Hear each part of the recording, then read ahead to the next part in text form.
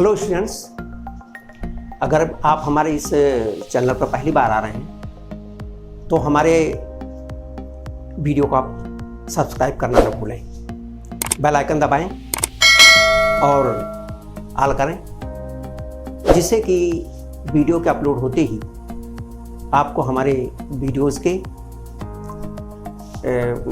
आपको प्राप्त होते रहें। आप हमारे वीडियोज़ को अपने सोशल साइट्स पर शेयर करते रहें। हमने अपने वीडियो के डिस्क्रिप्शन में अपने सोशल साइट्स के लिंक दिए हैं, उन्हें आप फॉलो करें और अपने डाउट्स को दूर कर आपसे अपने डाउट्स को दूर कर सकते हैं। जो हमारी वीडियोज़ हैं इनको आप लाइक करते रहें। यहाँ पर हम लोग आज धारावाही परनलिका के कारण चुंबकीय क्षेत्र पढ़ रहे हैं। सॉलिनॉइड धारावाही परनलिका कहते हैं, एक तो होती है कुंडली यानी कॉइल। अगर किसी भी आधार पर हम तार को लपेटते जाएं और प्रत्येक तार को उसके ऊपर ही हम लगातार लपेट दें तो होती है कुंडली। जैसे हमने कोई भी आधार लिया, कोई भी फाइबर का कोई ले लिया और इसी के ऊपर हम बार बार इसी पर लपेट दें तो इसको कहते हैं कुंडली। लेकिन यदि हम इसको पास इसको लपेटा, उसके बगल में लपेटा, उसके बगल में लपेटा, इस तरह से स्प्रिंग की तरह से हम लपेटते चले जाएं तो इसको हम कहते हैं परनलिका या सोलेनॉइड। ये परनलिका है।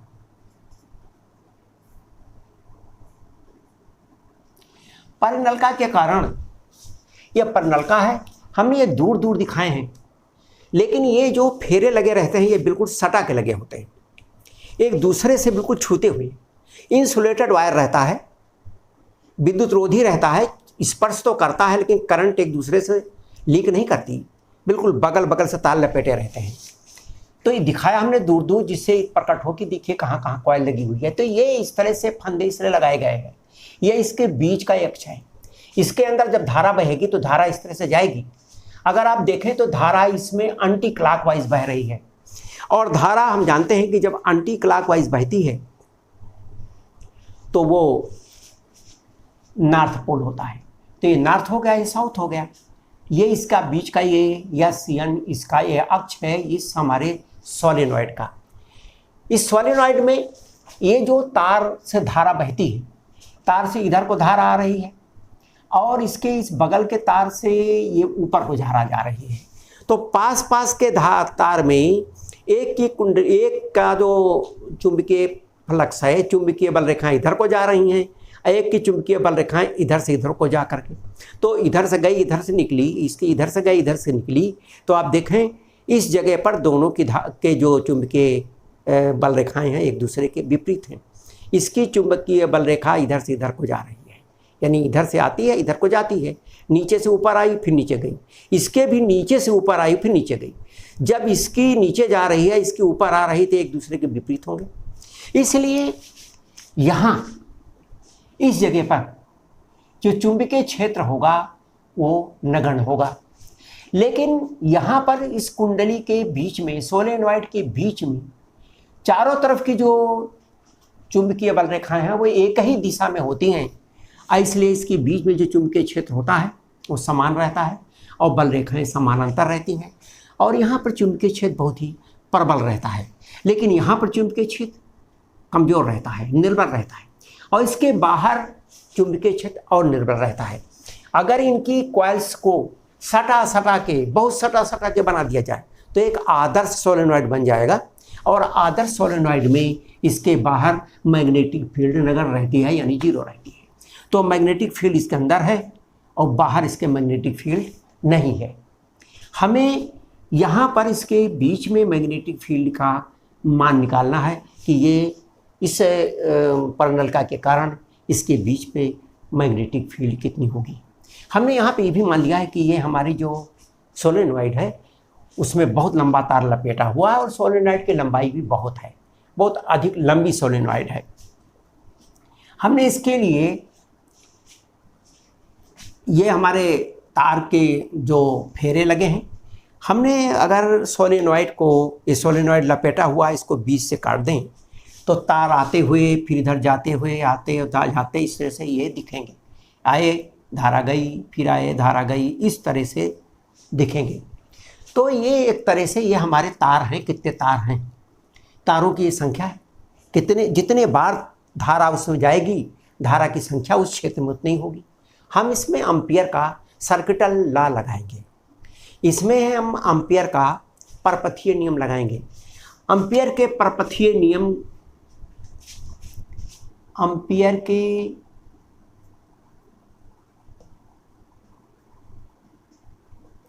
परपथीय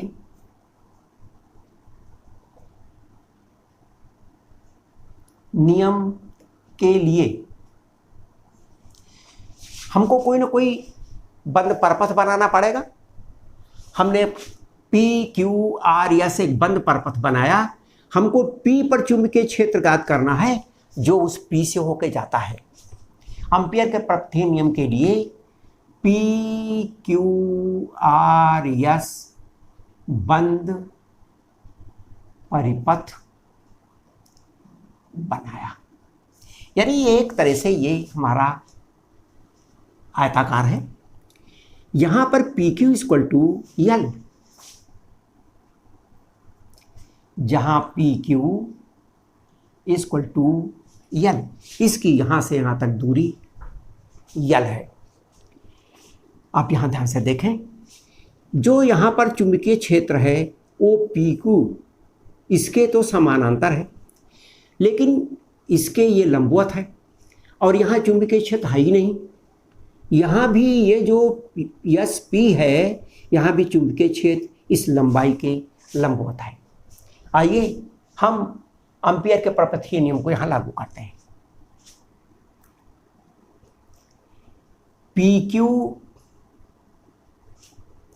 के अनुदिश, पी क्यू के अनुदिश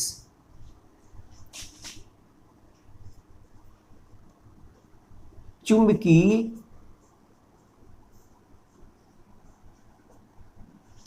पी क्यू के अनुदिश चुंबकीय क्षेत्र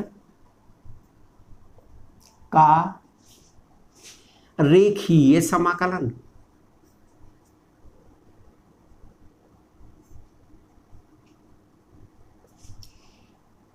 ये बराबर हो जाएगा पी क्यू, पी से लेकर क्यू तक बी डी एल, चुंबकीय क्षेत्र का रेखीय समाकलन B D L. P Q, P से लेकर क्यू तक बी डी एल। यहां पर बी और डी एल एक ही दिशा में है, लेकिन लंबाई पी क्यू और चुंबकीय क्षेत्र इनकी दिशा एक ही है, इसलिए ये बराबर होगा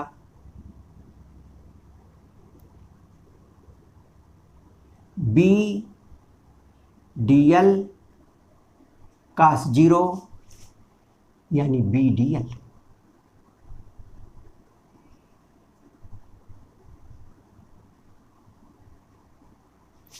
बी बाहर आ जाएगा और जब इसका समाकलन करेंगे लेके पी से लेकर क्यू तक डी एल का, तो ये बराबर आएगा बी एल।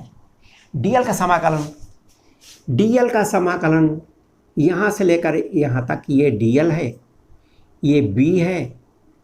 डीएल और बी तो स्थिर है, बी बाहर निकाला और डीएल का समाकलन किया पी से क्यू तक तो आया एल, क्योंकि पी क्यू बराबर है एल। किंतु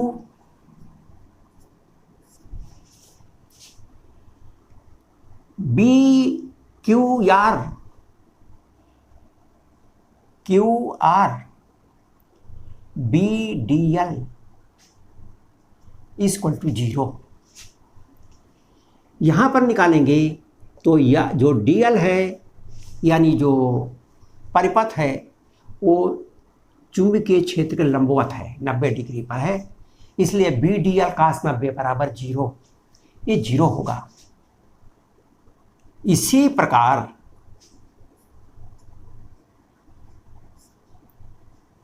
आर से एस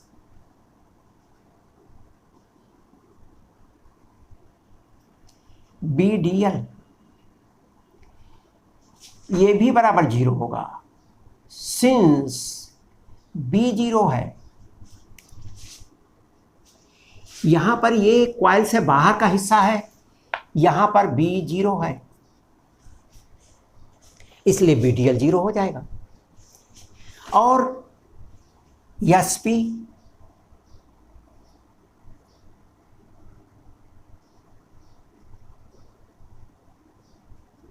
ये भी 0, क्योंकि यह भी बी के लंबवत है। तो इस प्रकार संपूर्ण बंद परपथ पी क्यू आर एस के अनुदिश रेखीय समाकलन, इसलिए परिपथ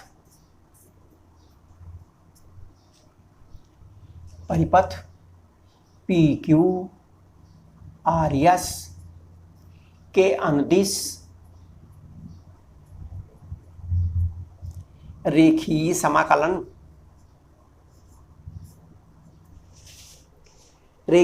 समाकलन,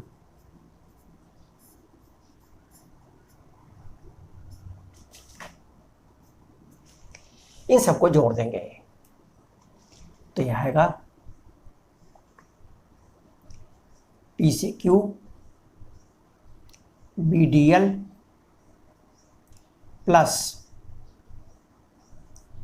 क्यू से R B D L plus R से S B D L plus S से पी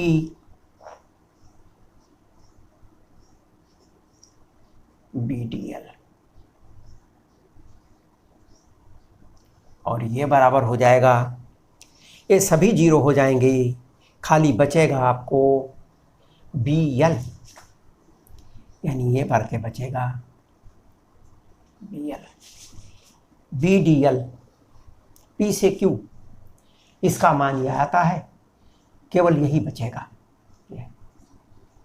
बाकी ये सभी 0 हो जाएंगे, ये भी 0 होगा, ये भी 0 होगा, और ये भी 0 हो जाएगा। तो टोटल बराबर आया बी एल। और इसीलिए आप एम्पेयर का नियम लगा दीजिए,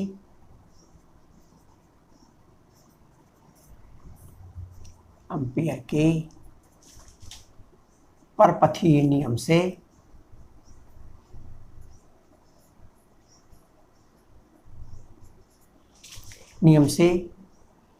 ये जो आएगा आपका इसका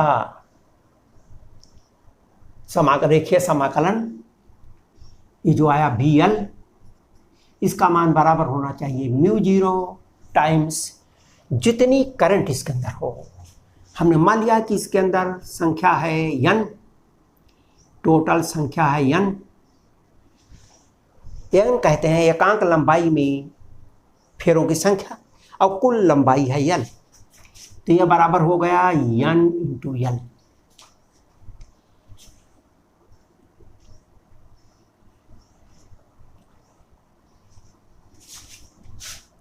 Therefore B इक्वल टू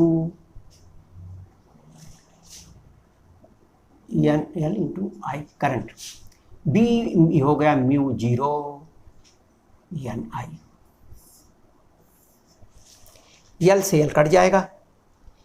ध्यान रखें यहां पर n फेरों की संख्या है, जहां n फेरों की प्रति लंबाई संख्या है, तो एक लंबाई में संख्या इसकी n होगी, तो l लंबाई में इसके फेरों की संख्या nl हो जाएगी। इसमें धारा बहती है I, इसलिए कुल धारा हो गई इतने गुना, इन धारा हो जाएगी या नलाई। तो जो एम्पियर सर्किटल लॉ है उसके हिसाब से कुल धारा का म्यू जीरो गुना रेखीय समाकलन होता है।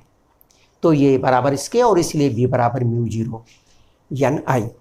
ये हो गया जब एक बहुत ही अधिक लंबाई की हमारी ये कुंडली है, ये उसके कारण से चुंबकीय क्षेत्र का मान है। ध्यान रखेंगे ये चुंबकीय क्षेत्र अगर काफ़ी लंबी कुंडली है तो बीच में तो चुंबकीय क्षेत्र इतना होता है, लेकिन इसके किनारों पर चुंबकीय क्षेत्र का मान घट जाता है, आधा हो जाता है। यानी कुंडली के किनारों पर चुंबकीय क्षेत्र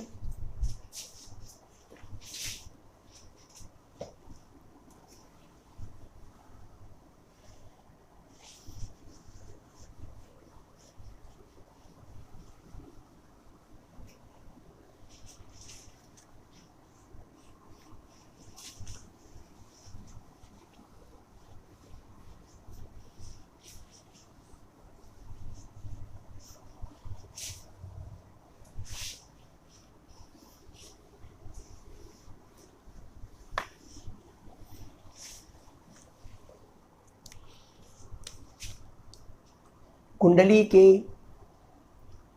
यदि कुंडली बहुत लंबाई की नहीं है, फाइनाइट लंबाई की है, अगर कुंडली बहुत लंबी है तब तो इसका चुंबकीय क्षेत्र यहाँ पर होगा म्यू जीरो एन आई, लेकिन किनारे पर कुंडली का ये हो जाएगा mu zero N I upon two, और इसी तरह यहाँ पर हो जाएगा mu zero N I upon two. ये अधिक लंबाई की कुंडली है, अधिक लंबाई की परिनलिका के लिए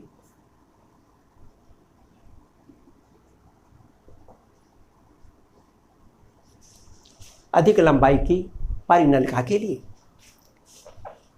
यहाँ पर अधिक होगा, यहाँ कम होगा।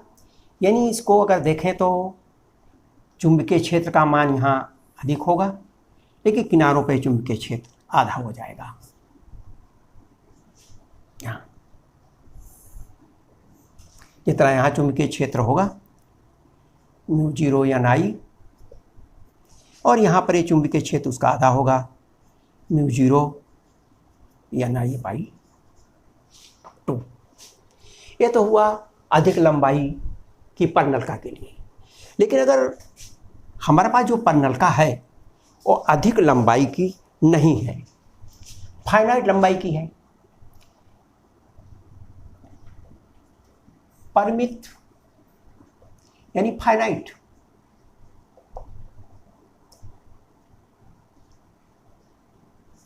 लंबी परिनलिका,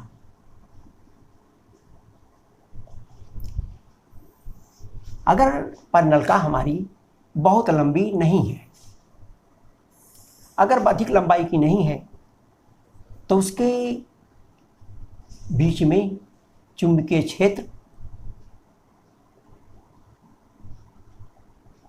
ये इसका अक्ष है, अक्ष, ये कोण इसका मान लिया θ1 है, और इधर की जो कुंडली का सिरा है उसको मिलाने वाली रेखा जो कोण बनाती है वो θ1 है। तो जो चुंबकीय क्षेत्र होगा B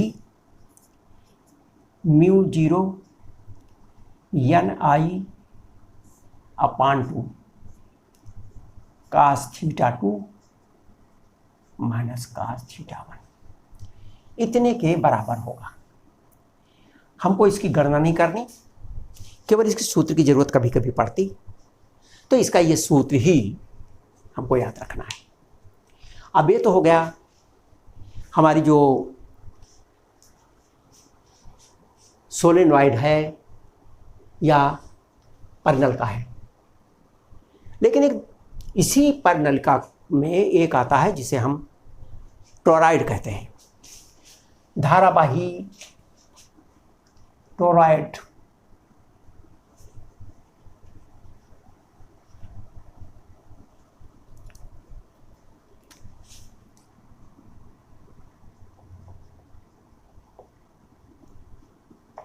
धारावाही टोरॉइड के कारण चुंबकीय क्षेत्र।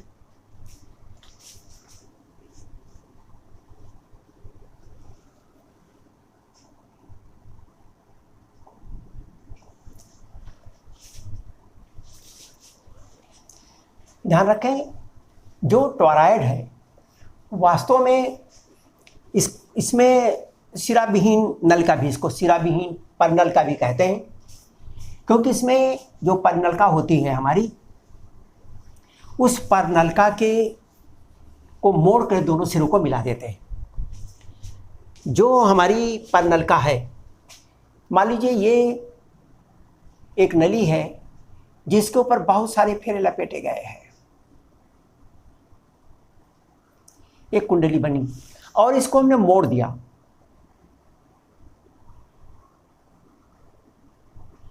इसको मोड़ दिया,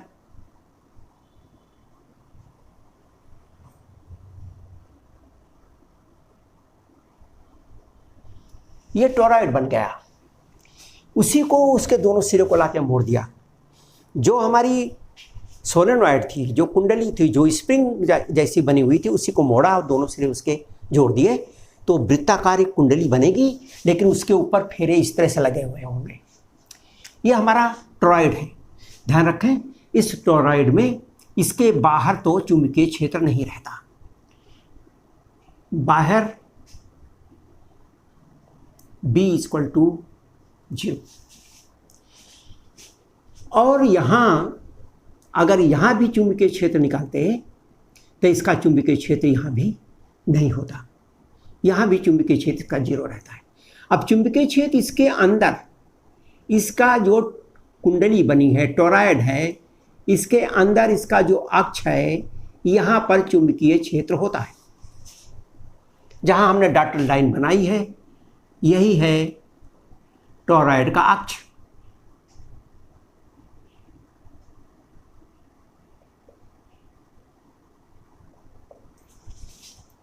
अब इसमें कितना चुंबकीय क्षेत्र होगा, इसको निकालने के लिए ये तो हमारे टोरॉइड का केंद्र है और यहाँ से लेकर यहाँ तक, ये मान लिया कि ये P बिंदु पर चुंबकीय क्षेत्र निकालना है, तो यहाँ से लेकर यहाँ तक ये दूरी इसकी R है।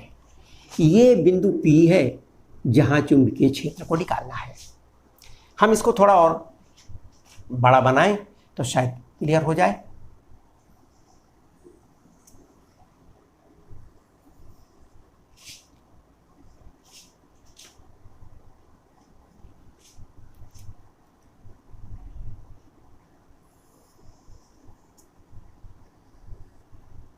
ये इसका केंद्र है O, ये बीच का ये अक्ष है।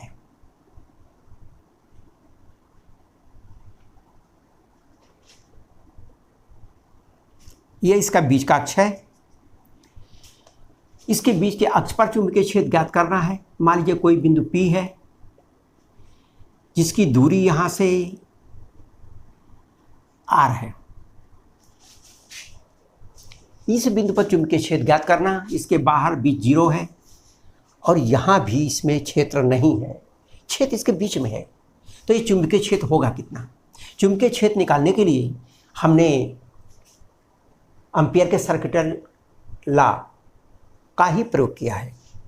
हमने क्या किया कि एक बंद परपथ बनाया जो P से होके जाता है, और ये जो बंद परपथ हमने बनाया, ये जो हमारी कुंडली है, जो हमारा टोरॉइड है, उसके सकेंद्रीय है। ये टोरॉइड का केंद्र है और ये जो हमने बंद परपथ बनाया है उसका केंद्र भी यही है। तो ये हमने बनाया है बंद परिपथ, जिसको एम्पेरियन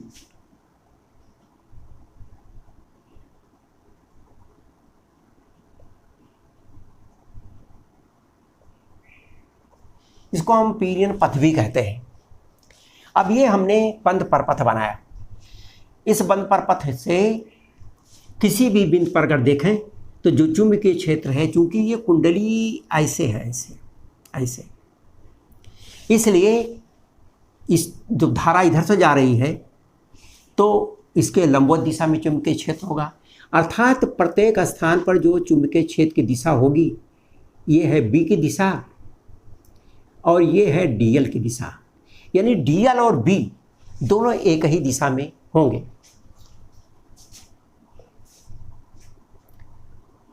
बंद परिपथ के अनुदिश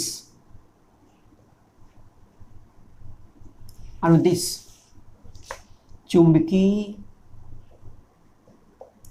क्षेत्र का रेखीय फलन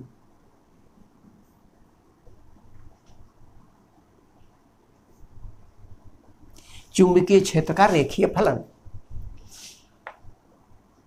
ये होगा। बंद परपथ है तो ये बनाया हमने बंद परपथ का चिन्ह, ये हुआ बी डीएल, बी डीएल, एक ही दिशा में है दोनों, इसी के अनुदिश हैं। बी भी इसी दिशा में है और ये तो परपथ है, उस दिशा में है ही है जो पर ये जो मार्ग बना है वृत्ताकार, ये बराबर हुआ बी डीएल, बी और DL.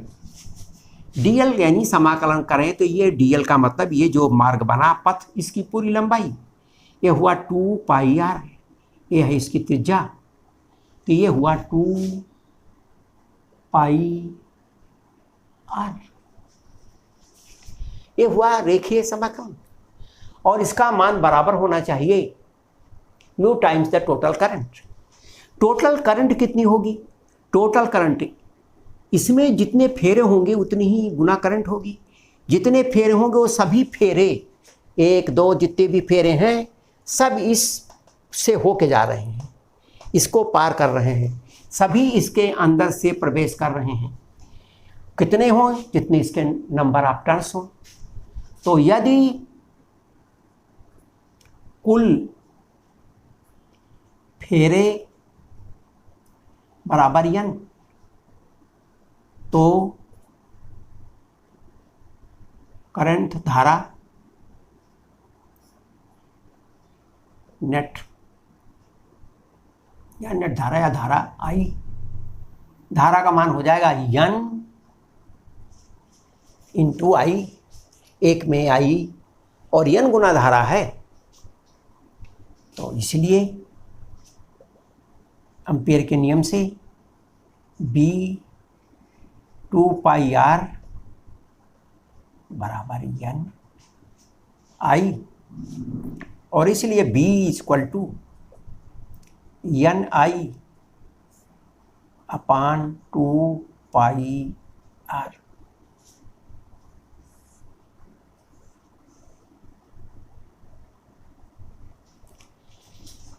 B equal to N I upon 2 pi R, ये इसके केंद्र पर किसी भी बिंदु पर चुंबकीय क्षेत्र का मान है, इतना टेस्ला चुंबकीय क्षेत्र होगा। ये तो हो गया टोरॉइड के कारण चुंबकीय क्षेत्र। अब किसी टोरॉइड या सोलेनॉइड के कारण चुंबकीय क्षेत्र के बाद इसमें हम लोग एक आध न्यूमेरिकल करते हैं और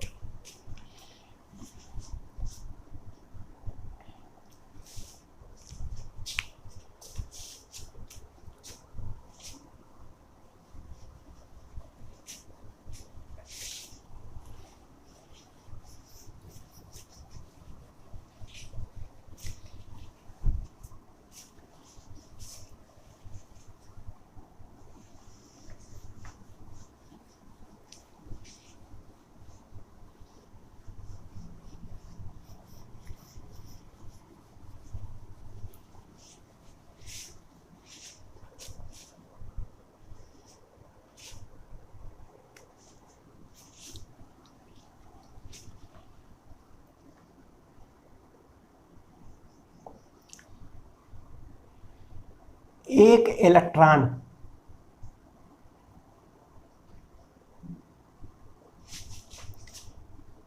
.5 10⁻⁻10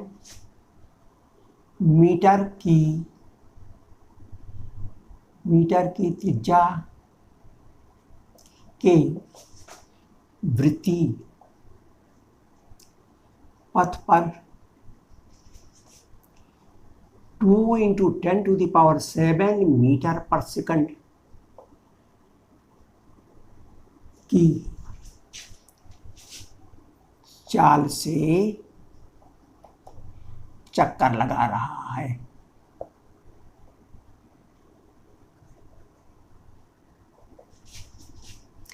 केंद्र पर B का मान ज्ञात करो।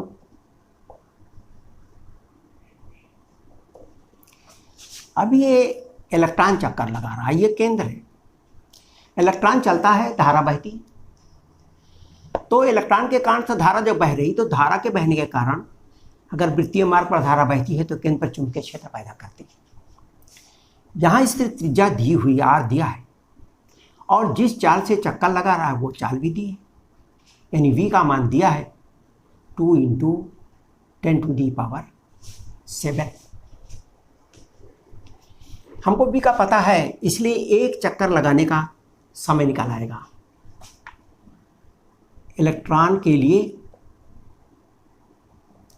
इलेक्ट्रॉन का परिक्रमण काल T कितनी देर में चक्कर पूरा किया, पूरी परिधि को, इस पूरी सरकमफेरेंस को इसकी चाल से भाग दे दिया। 2πr/v 2πr बराबर 0.5 × 10⁻⁻10 बटा 2 × 10⁻7 सेकंड। इतने सेकंड में एक चक्कर लगाता है। आवेश, इलेक्ट्रॉन का आवेश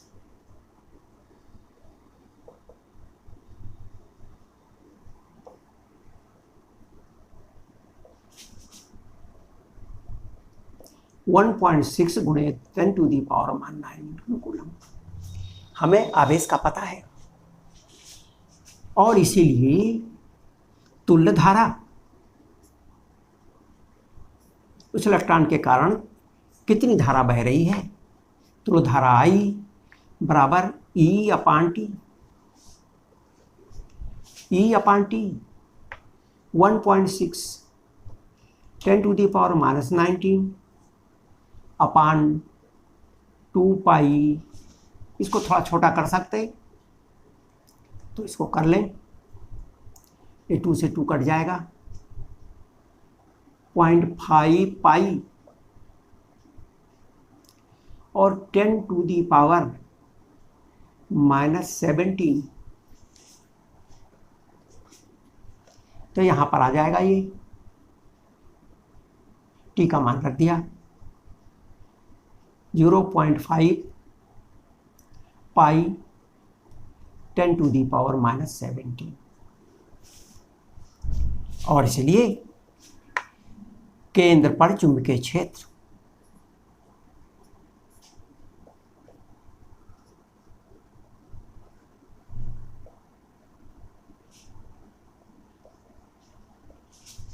B μ0/4π 2π I/R 10⁻⁻7 2π और I का मान हम निकाल चुके हैं 1.6 × 10⁻⁻19 अपान 0.5 × पाई 10⁻⁻17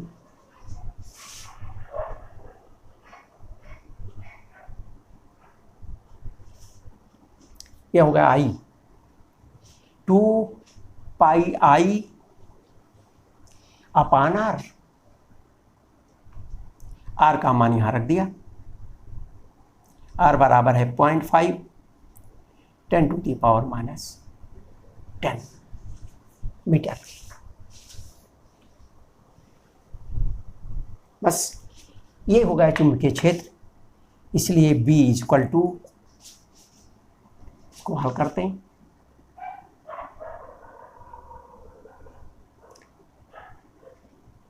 उन्नीस और 7, ये पाई से ये पाई कट जाएगा, तो ये आ गया ऊपर 3.2 ऊपर आया, नीचे आया 0.5 0.25 ऊपर 10⁻⁻26 और नीचे आ गया 10⁻⁻27।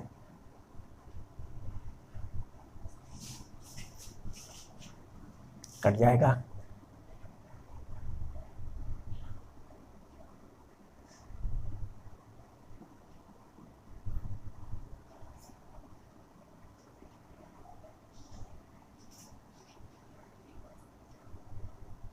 टेन टू पावर 26 10⁻27 कट जाएगा,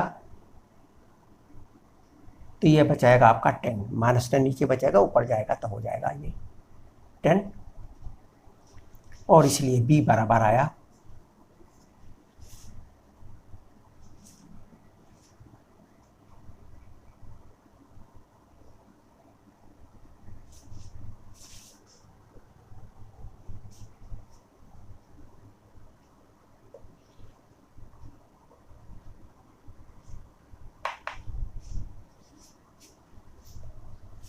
इसको हल कर लेते हैं, तो यहाँ गया आपका 32 32 इंटू 4 4 दूनी 8 4 3 12 128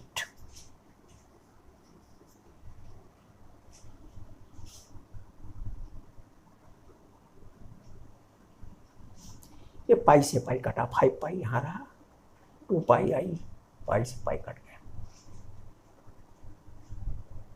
तो ये आया इतना, करीब इतना टेस्ला आया। 2 × 10⁻7 मीटर, 2 पाई r/v = T, इलेक्ट्रॉन का आवेश, इसलिए E/T।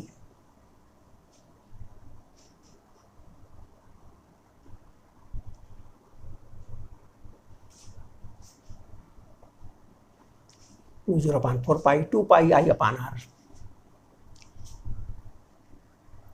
2 पाई I/R (R)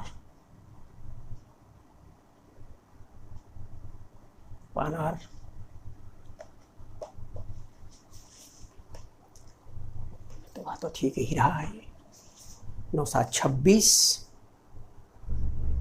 और ये नीचे बचा 10.5 पाई 10⁻⁻17 -17 और -10, इसलिए -27, तो आ तो रहा है इतना ही।